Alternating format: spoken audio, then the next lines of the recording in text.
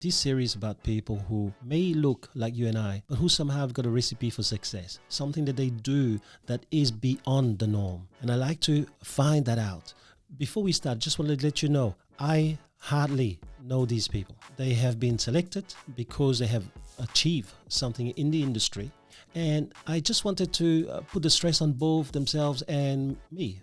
For them, it's a podcast. They don't know the direction I'm going to go. They don't know who's going to listen to, and they don't know whether they are going to deliver it right. But for me, it's the same. I don't know about them. Therefore, I have to dig. I have to really find that recipe, because champions sometimes do amazing things, but they don't even know the recipe to their success. By exploring what it is that makes them and maybe their own little secret for success, we can share with the rest of you and help you reach success faster. Enjoy. So let's start, Mark. Why don't you just tell us a little bit about you so that that's introduce the audience to you. Okay, hi. Mark Di Giulio, turning 41 in a week or two, I think.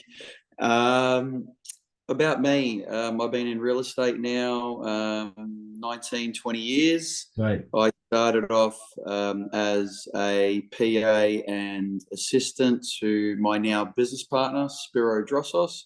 He's an incredible, influential guy and amazing agent in his time, but was also an amazing leader and is an amazing leader today. I kind of went to uni and made mum and dad really happy. Got a silly piece of paper. Here you go. That's for you. And then I'm kind of like, hey, what do I do? And I literally remember having a conversation with my dad over dinner, and I said, well, what do I do? You know, I got into marketing, and marketing was great, but I hated all the statistics and research side and thought, no, not for me. And my dad said, well, Mark, you talk a lot of shit. Why don't you try real estate? And I was like, okay. And that's literally how it went. So got in. Before that, I was very much into things like music. I collect vinyl and used to be a promoter, DJ, and was very much in the nightclub scene in my early years. I enjoy exercise. I train every morning. Wow. Love sauna, hot, cold, do that sort of thing a lot. Mentally, and physically prepares you for your day. So that's really good, a part of my rituals. And yeah, a bit like yourself, I'm passionate about toys and cars, and I like old things. Not so much cars, I like old things that break and don't run and sit in the garage more than the road. So, yeah. Yes, you're not anybody. I think that you've been in the top 100 in Australia like year in, year out. Your business is in Melbourne, in Doncaster.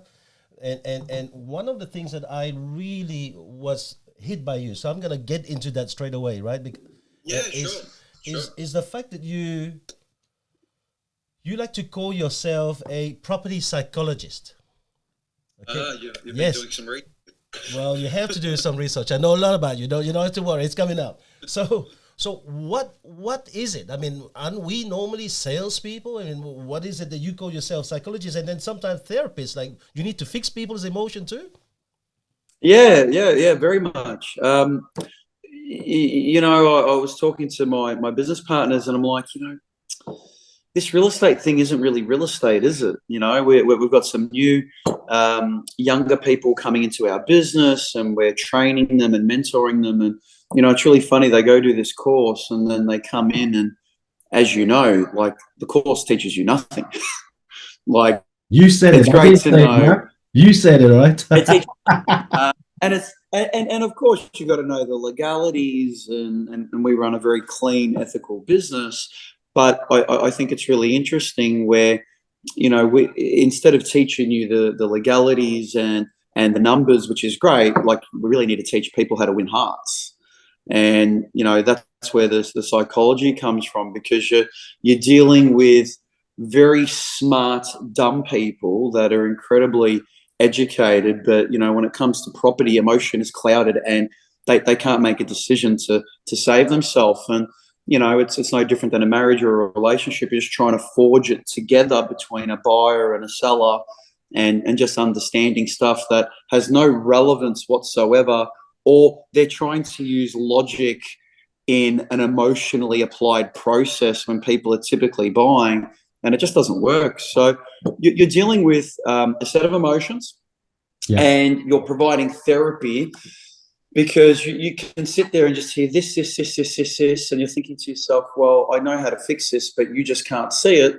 And a lot of it is fact-finding, asking questions, and then trying to maneuver them where you need them to go, and where they need to go, if they can't see it. And as the agent, you should know what's best for them to get them there. So what are some of the dumb decisions that you see buyers or sellers make? Yeah, where do I start? I mean, you said. I mean, I just start you on that direction. One of the things you said is some people they pick an agent based on the colors, and they go, oh, I like those colors. Hence I'm picking that agent. That is real dumb, right? They'll be like buying a car because it's red. It's as if the car's gonna go faster than green.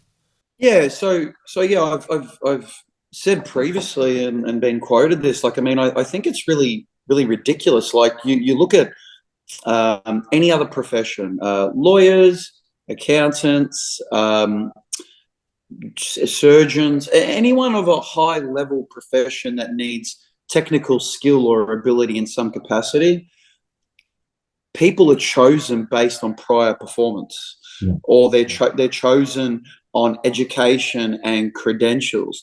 But in our industry, it doesn't work like that. People choose you because I like your haircut, or, oh, gee, he had bad body odor, or no, we've got kids at the same school, or, oh, gee, you know, that other guy, he just didn't, you know, I just didn't like him. Oh, the car he drove, or whatever. And it's absolutely ridiculous. So, you know, I see agents and my competitors and people all over Australia, and, you know, I wish them well. They're great agents, but, you know, they're walking around saying, I sell this and I do this and I'm the best, and I'm guilty of that. I've done that before. But, and even if I am, as you know, no one cares. But the reality is, you got to win. You got to win their heart, and, you know, you kind of got to be that best mates, but you got to be the metrosexual to the wife as well, or girlfriend, and chameleon to the individual. It's bizarre when you think about it. Like, oh, I've got all the results, all the statistics to show you I'm going to get you a better price, which is what you're telling me, but you're going to select them because you like them. It's so silly. Yeah. My opinion, yeah. No. I think it's a great opinion. I absolutely agree with you. But how about being a psychologist to buyers? Can you give us some examples? Being a psychologist.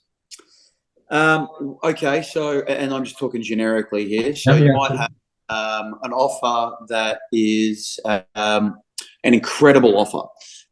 You've received the offer, let's say, within a week, and you've got a vendor where you know they've already told you what they want, and it's incredible. Like, it's $150,000 over. And, you know, I've had situations where they're doctors or GPs, and they're really highly educated people.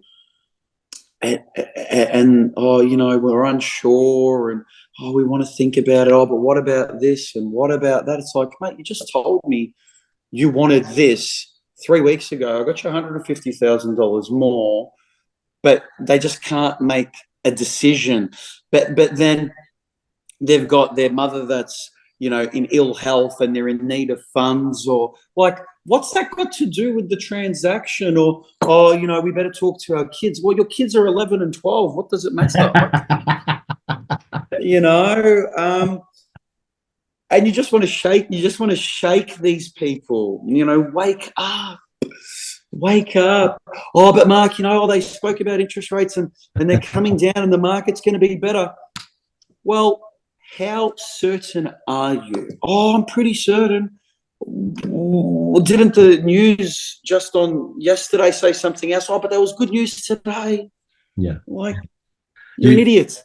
Yeah, you don't have to go see how many people that jump on the bandwagon during COVID with properties and are now just paying double, right? So you just tell them those guys sat there and went, oh man, this is the right time, this is a good deal, we're gonna make a killing, and now they have to dump the properties, they can't afford it. So that tells you just not so long ago the mistakes of not one or 10, but of hundreds of thousands of people.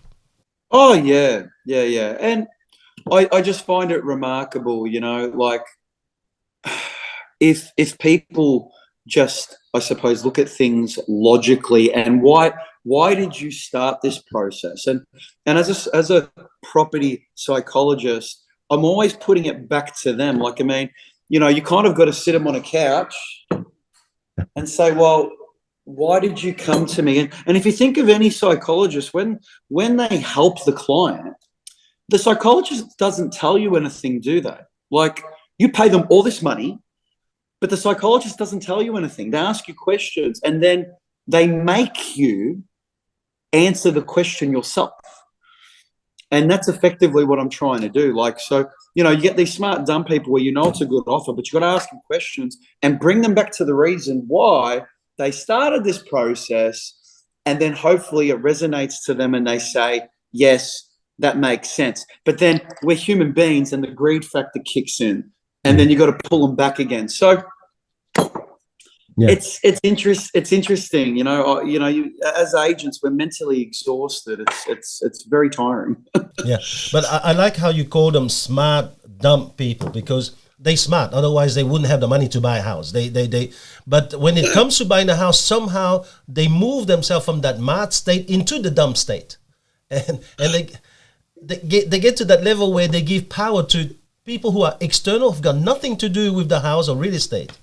Yeah, like, I'm selling a property at 140 Manningham Road here, and it's a great house, but it's a main road, and you get people walking in, and it's a shame about the main road, and I want to hit them and say, well, you parked your car at the front, it's a main road, why are you telling me? And like, I got an offer on the property, and we're negotiating, and this guy's an accountant, and he makes good money, and we're chatting, and we're squabbling over $15,000, and he's buying it because his daughter wants the property, and it's like, well, you're really going to care in 5 years? Let's put this into perspective. Yeah. So it's all about emotions, it's all about psychology, and it's just bringing people back to the reason, and then motivating them that way, and moving them forward. Yeah.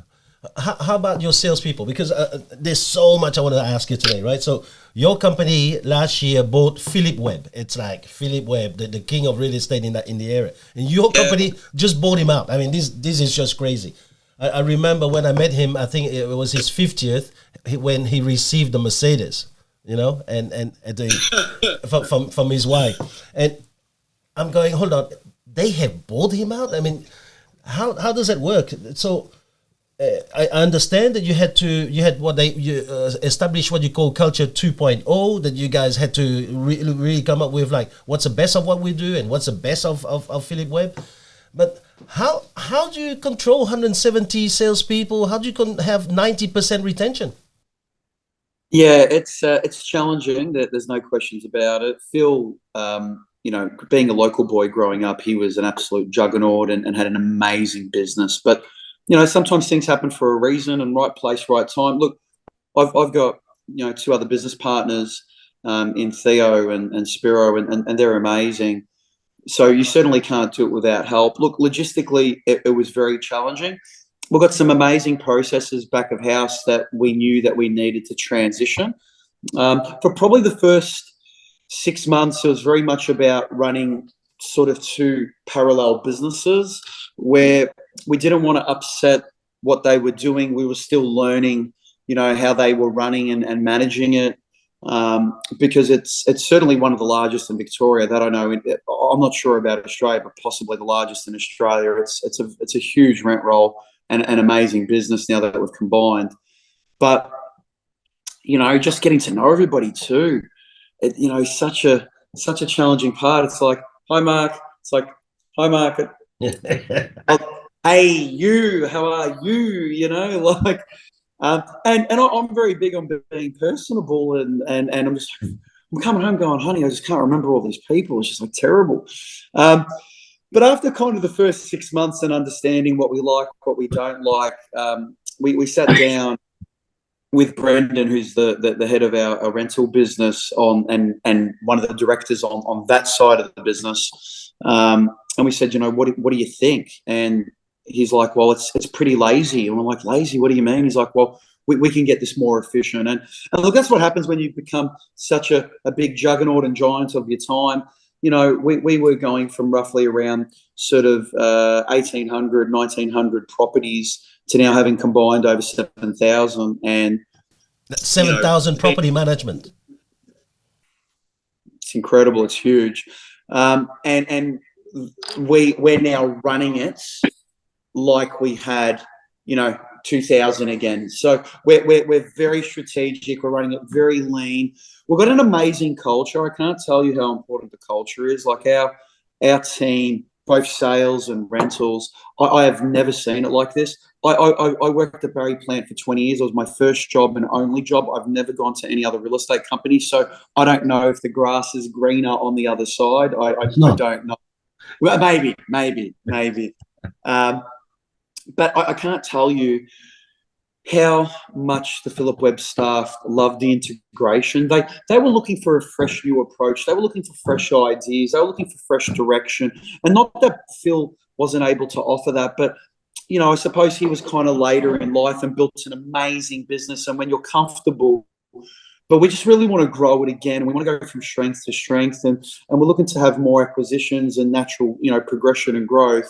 But they were just so happy to be of a new team going somewhere. And I reckon everybody just lifted, and the Barry Plant team, Philip Webb together, the culture's great. We have quarterly catch-up nights. We've got a Barry Plant basketball team, an indoor soccer team. Everyone just, like, it is honestly, I've not seen it like this. We share a centralized database, data, both sales, rentals. We have overlap, crossing, no nitpicking, no fighting. Well, of course, you have the arguments. I get it, but I suppose we're at a level now where I think the staff have respect for each other, where they can talk to each other and they work it out. It's not like, oh, Mark, I need to talk to you. Oh, Mark, I've got, oh, Spiro, I've got this problem. Or Theo, I've got this problem. It's very much that mutual respect. And, can I cover an inspection for you? Oh, hey, do you want me to go out to this one for you? And just a great dynamic. But when you run such a team, you don't have just one manager. How many managers have you got reporting to you?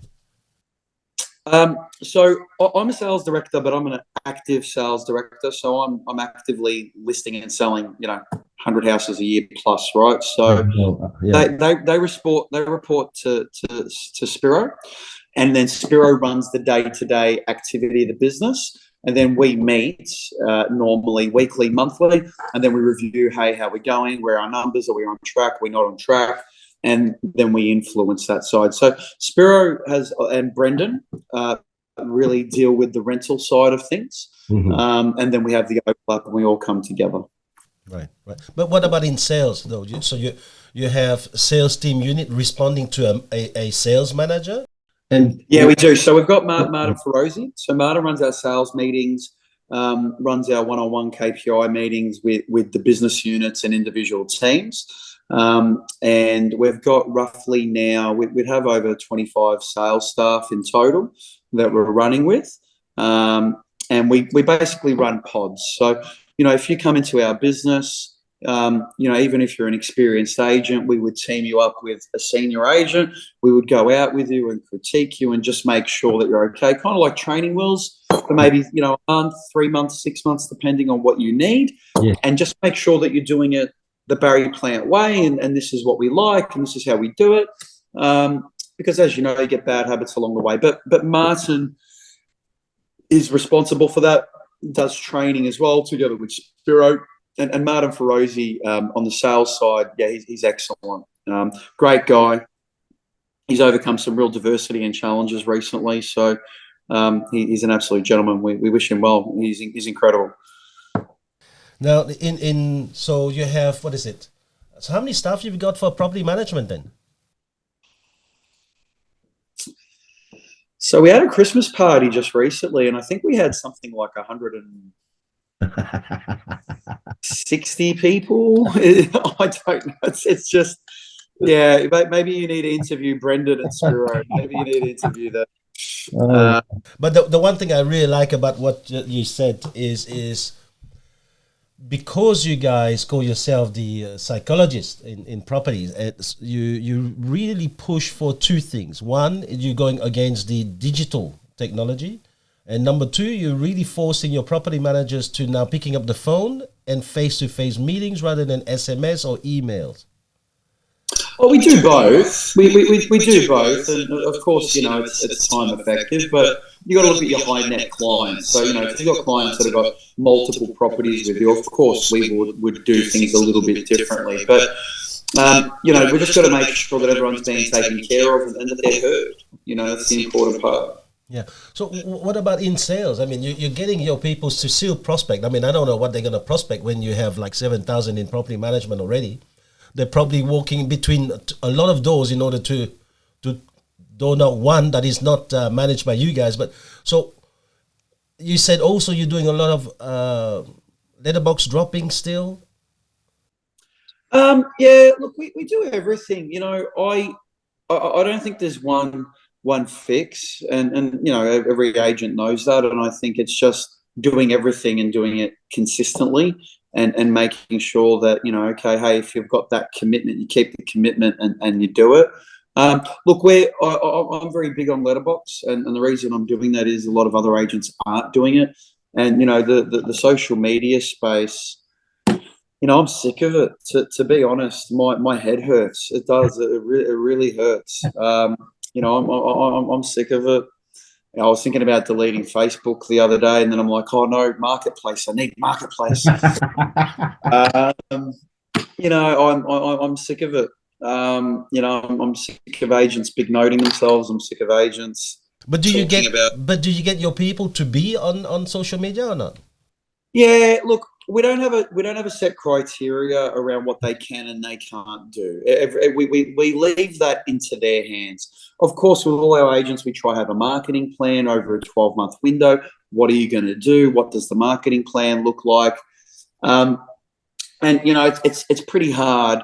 When I say I'm sick of it, I'm sick of it. Oh, hi, welcome, I'm blah blah blah. Like, I mean, that's okay. And I know there's a lot of trainers out there doing that, and that's okay. When you're new to the industry, you may need to do that. You got to get your face out there, and I respect that. But yeah, I'm kind of just going old school. Go knock the doors, go do the letterbox drops.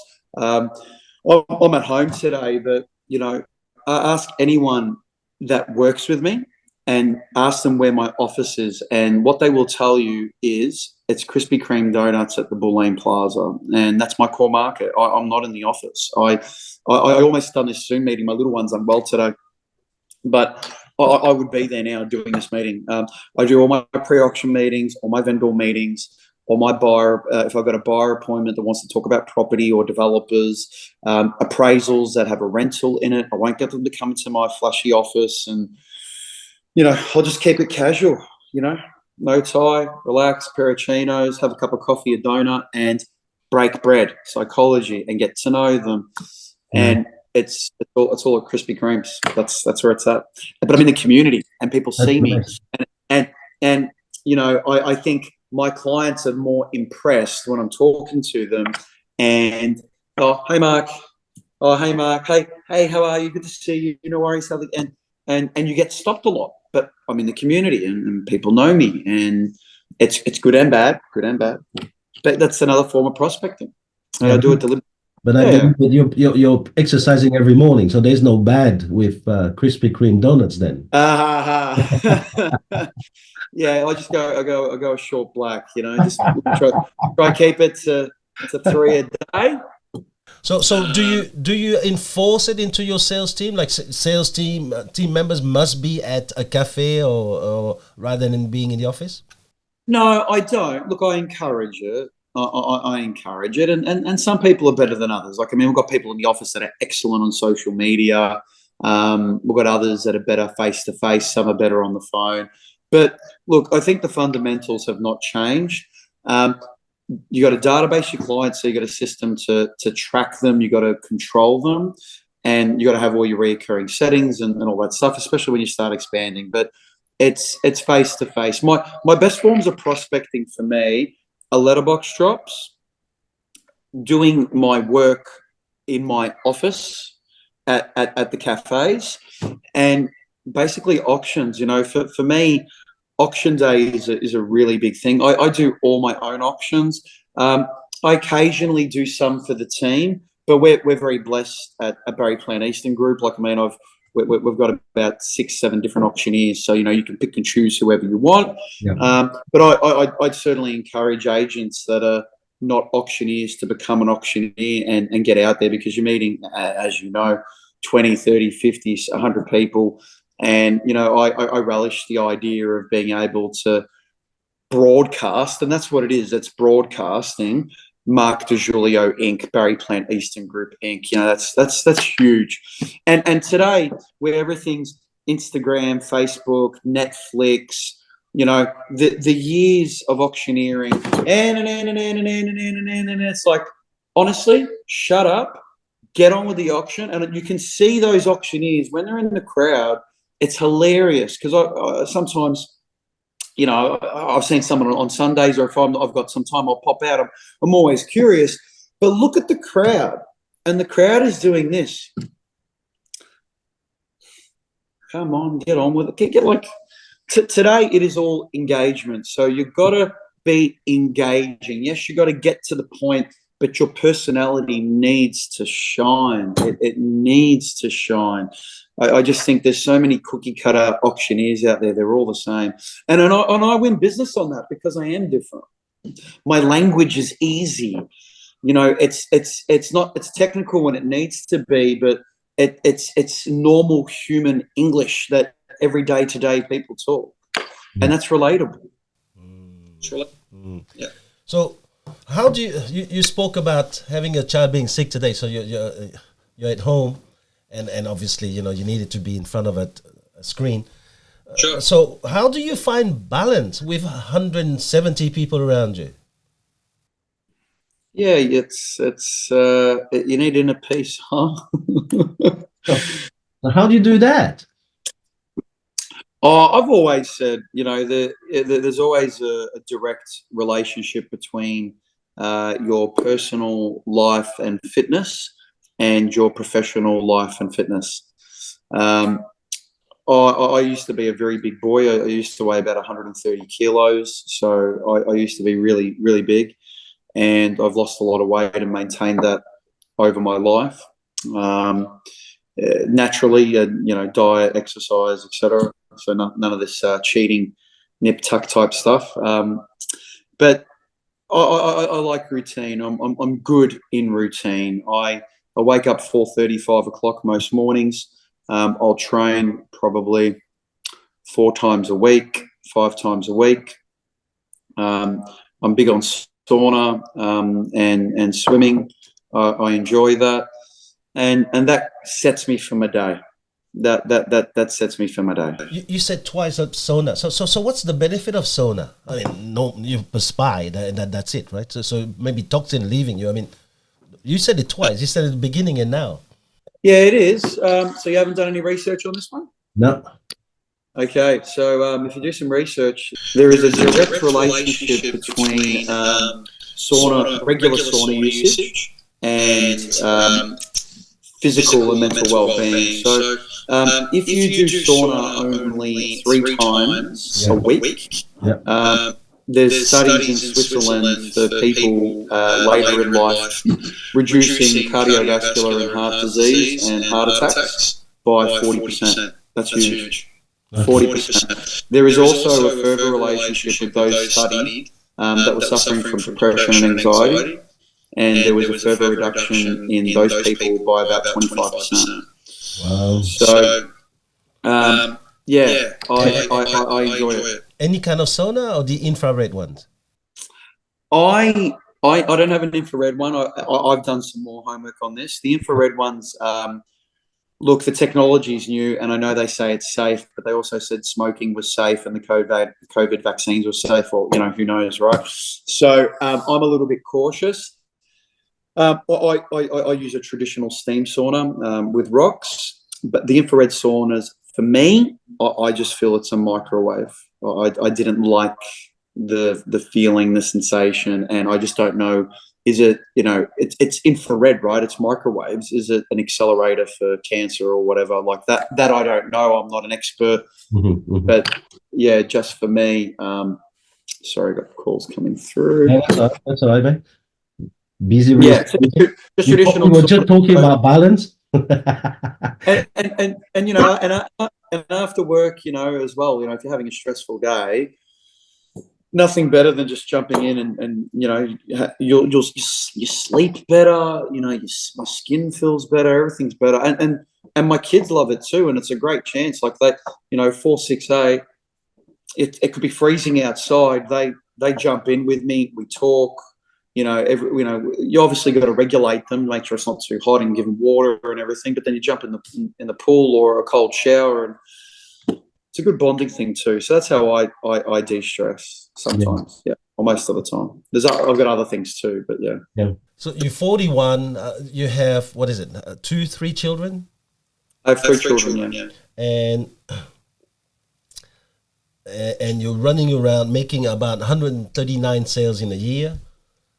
Obviously, there's times at work, even though there's a legislation now about, you know, don't need to pick up the phone or answering the phone. How do you not pick up the phone, you know, when you have 139 sales? No, but when you're around the family, so I mean, guys like you obviously will have those kind of rules too. If you have routines that if I'm around my family, that's it. There's no phone call. There's nothing disturbing me. But then you have the phone still going. You have 170 people who need your attention. See, that's another phone. You cancel this one. I've got someone at the front door. Do you want to wait? Yeah, absolutely. No, we were talking about your picking up the phone when you're with the family, or resisting that, or not talking about the 3 sales that you've lost today, and you know, because they said, you know, they were on a busy road, that they didn't see it when they turn up at the open house, for example, right? So there's a bit of frustration, and in the middle of that, the kids go, you know, Dad, I'm not doing very well at school in maths. I just need help. I mean, things like this, huh? Yeah, look, I'm very lucky. My wife is super supportive, and she's also in real estate. So we work together, so she understands if I need to pick up the phone. I'm very conscious of that. You know, I hate going to restaurants or cafes, and there'll be a family of 4 or 5, and everyone's doing this. I'm very conscious of that. And you know, these are the worst, best thing. You know, it's the best thing, but it's the worst thing too, right? Because it's designed to take your attention away from what you're doing. As you know, look, I'm conscious when I'm at home. I make an effort. You know, we all sit down, no phones, no TVs, and we talk. And my kids are great like that. And my kids are really good. Like I don't need to argue with them. It's like, hey, you know, give me that. You've been on it too long. Straight away, they're fine.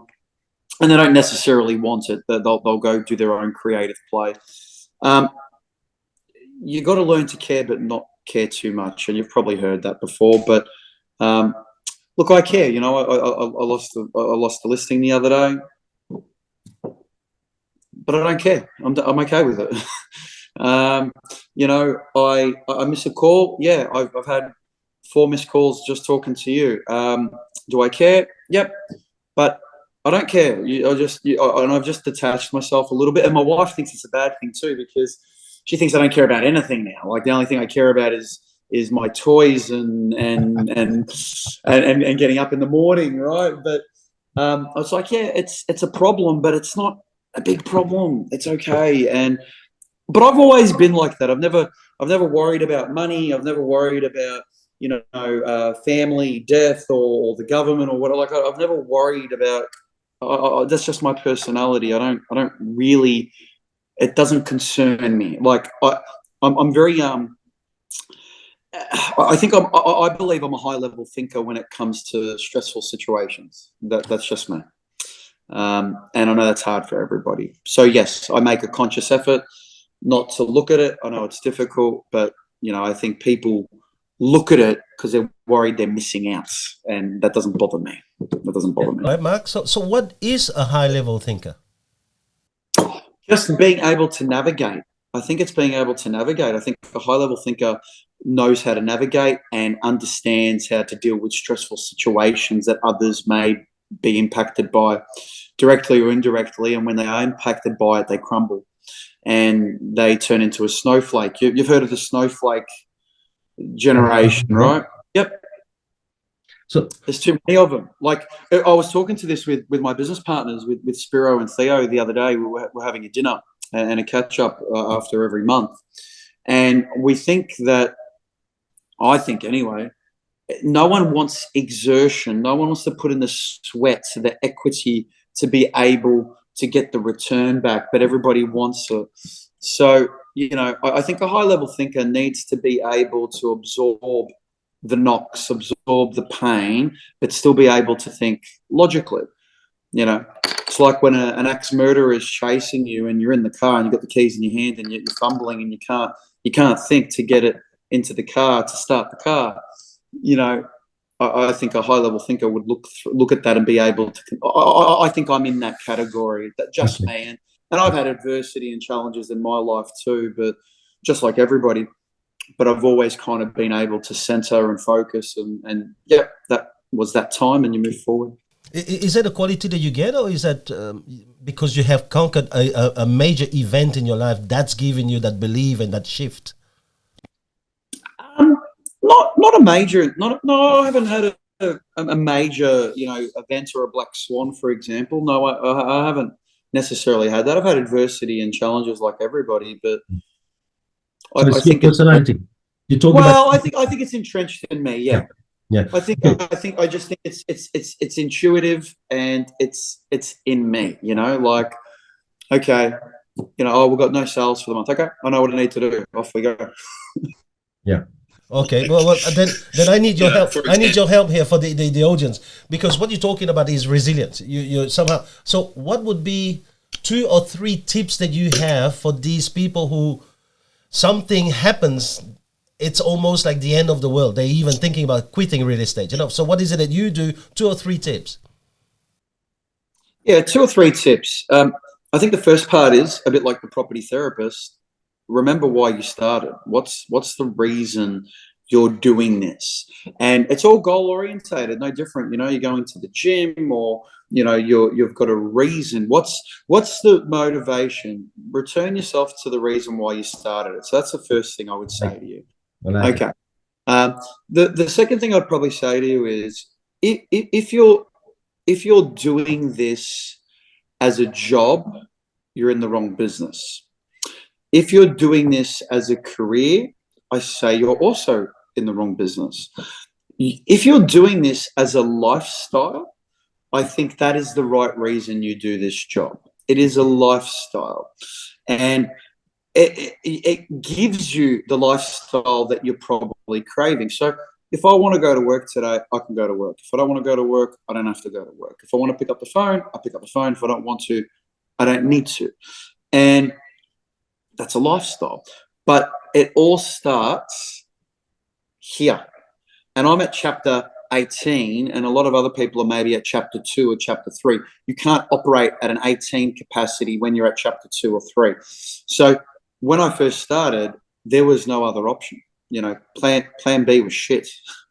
And, plan A is what you needed, right? And you've heard this all before. But I honestly think if you're doing this, just remember why you're doing it. That's the first part.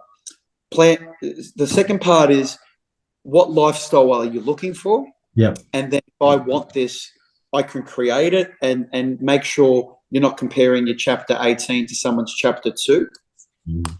And the last part is, I would just say, be hungry.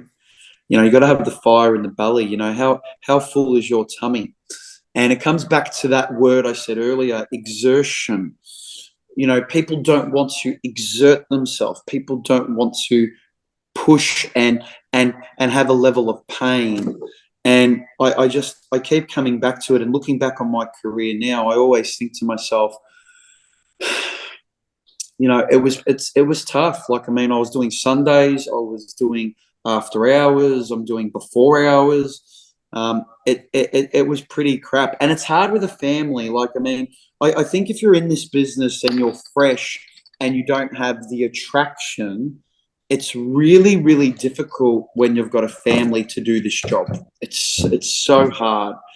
I'm very lucky now that I prospect and I go out there and I meet people.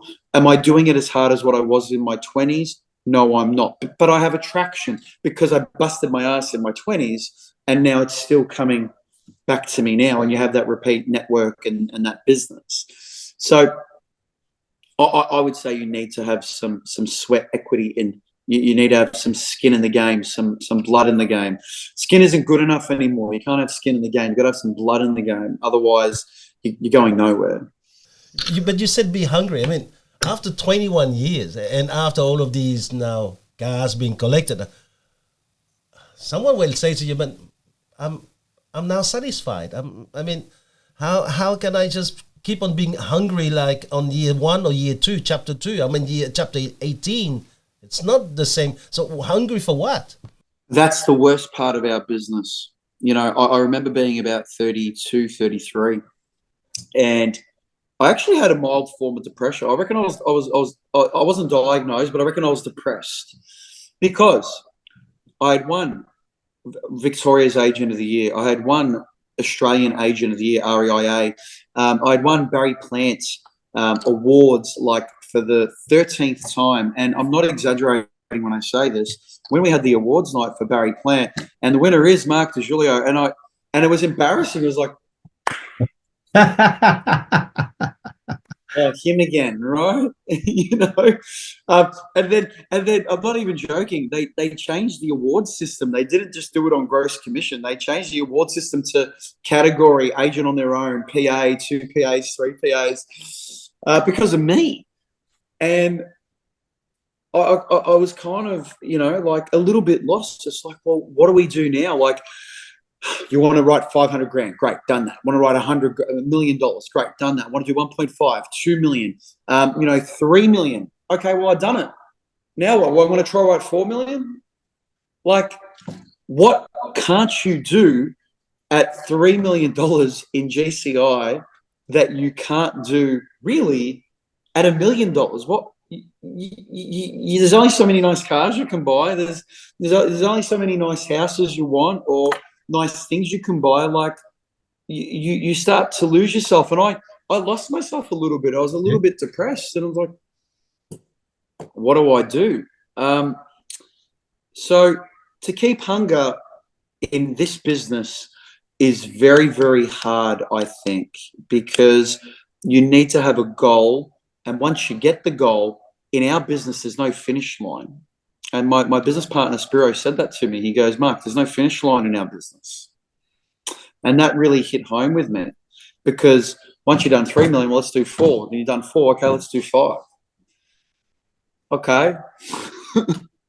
But at what cost? Not seeing your family, your health, you know, not having any friends, not like what's, you know, and then the other thing that I found is, because I work in the area and live in the same area that I dominate, you become one dimensional. Like, you're picking up your kids from school.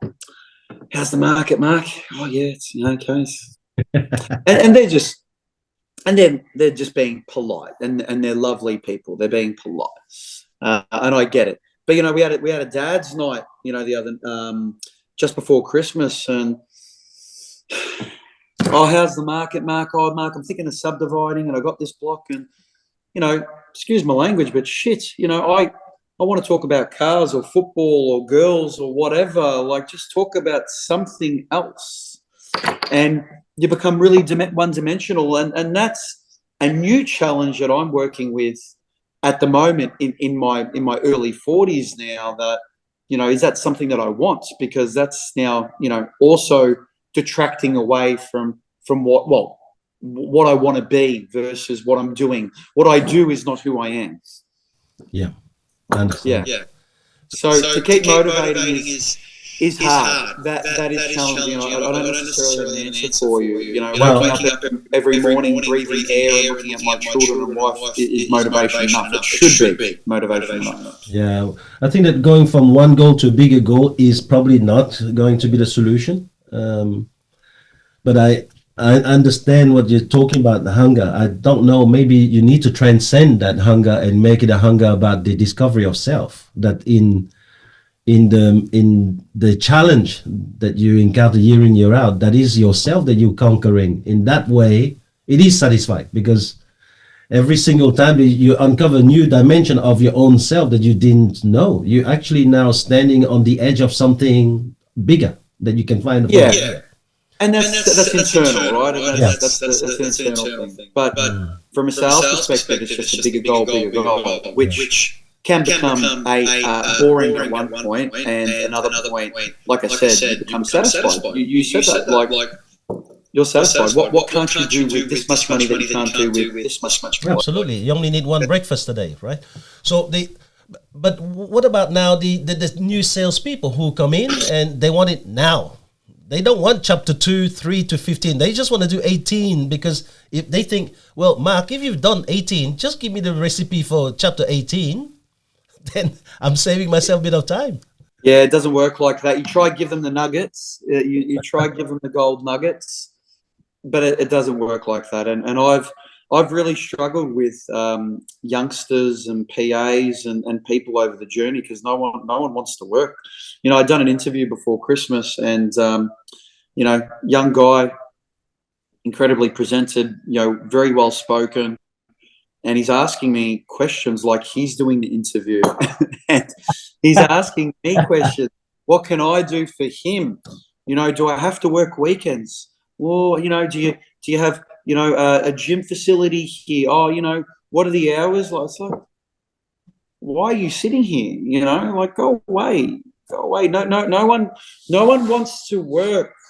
They want it now. You're right. So motivating staff, and I'm finding some enjoyment out of that at the moment, where I'm transitioning a little bit, and maybe over the next 5 years, that's something that I'll then take over from Spiro, and Spiro does an incredible job of that. He is a great leader and great mentor, and I think, you know, he looks at the staff as a listing presentation.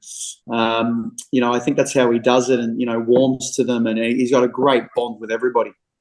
Yeah. And that's something that I probably need to start doing, but, you know, maybe transferring some of that knowledge to them. But, you know, it doesn't happen immediately. It's a journey, and like everyone knows, you've probably got to put in a good 3 years, I reckon. With technology, look, you might be able to do it quicker, but certainly in my day, you know, it was 3 to 5 years of, you know, breaking your back, and then kind of by the 4th or 5th year, you start seeing that momentum and growth.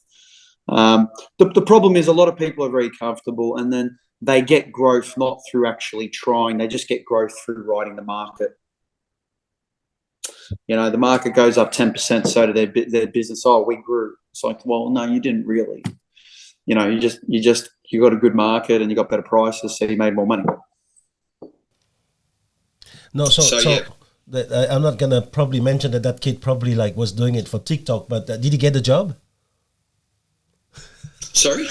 Did that kid get the job? Oh, no. No. I said pack your bags and go. You're doing amazing things for someone who's just 41. I cannot believe it, because I would have given you 48, because there's quite a bit of wisdom about you. There's also a lot of honesty and transparency about you. There was one thing that on your website it said, which by the way you need to fix, because it said 15 years of experience. You spoke about compassion, right? So is that compassion? How do you explain it? Because I have exercised one form of compassion, which is a wrong compassion. I think compassion at the expense of self is a wrong compassion. That's not compassion. Yeah. So look, I think it's easy. It's really easy. It's just putting someone else before yourself and understanding their needs and wants before yours. It's as simple as that. And really getting to know someone, like getting to like them. Like many years ago, when I first started, I didn't have any listings, and I didn't have the score on the board, and I didn't have the sales and results. So they used to, and you may know this, they used to call me the Tim Tam Man. I'm not sure if you're aware of that. You're aware of that? Yes. No. You are? You're not? No. Oh, really? Okay. Well, Tell us about it. You'll have a joke.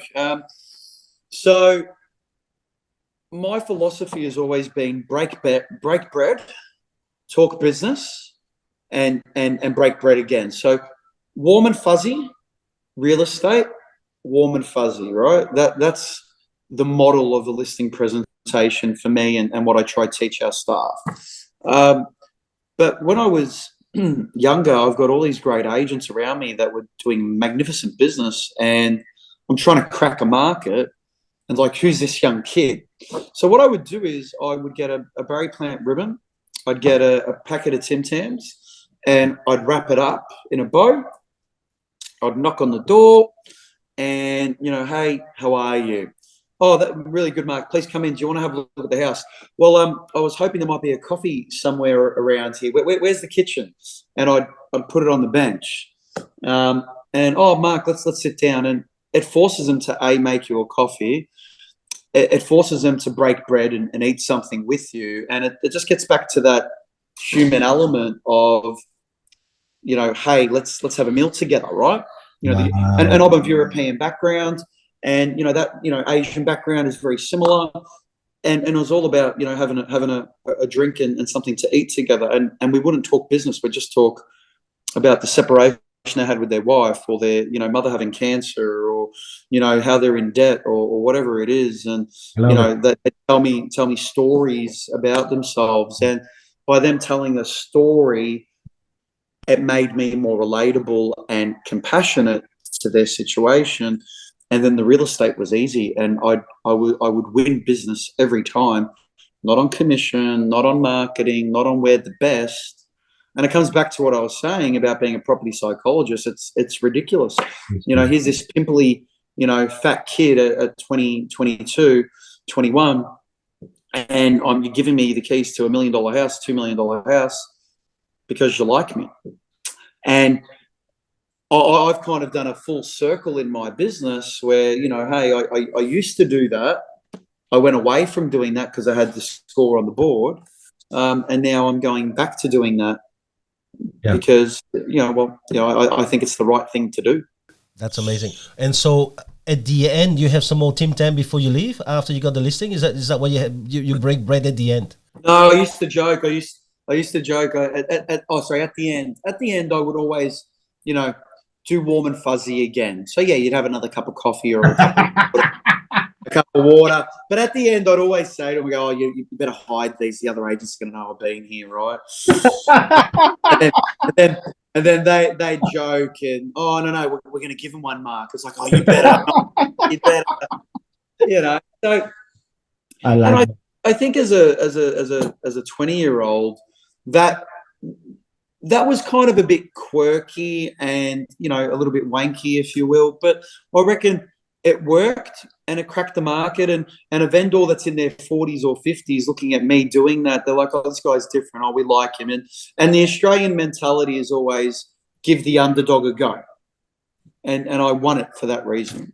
I like it. It's taken me an hour, but I got your secret. You're really about people and funny. I really, really like that. And seriously, Mark, I have enjoyed this podcast because I think you're a natural and you're a people person. You can tell. And I think that if people really get that, whether you're in management, leading a team or in sales, we're not really selling unless we got the relationship. Once you get the relationship going, it doesn't matter. They follow your advice. You don't need to sell. You don't need to sell. And this is what I believe. You only need to sell if you don't have a relationship. But if you have a relationship, all you have to do is influence. Yes, that's true. That's true. Sorry, little one's up. That's good. Mate, listen, I thank you so much for your time. And hopefully we'll get to meet. And I'd like to see whether I can really have an interview of Spiro. So put in a good word for me, will you? Spiro's, yeah, I will. He's incredible. If you thought my podcast was great, believe me, you're going to get 10x value out of Spiro. He everything I know, I actually owe to him, and then I just took it and molded it and made my own version of stuff. He's quite special. Man, you've got your own style, man. I really like it, man. Thank you so much for your time today. Thank you. It's been lovely to meet with you, and I appreciate it. All the best. Thank you so much. Talk soon. All right, bye. Bye.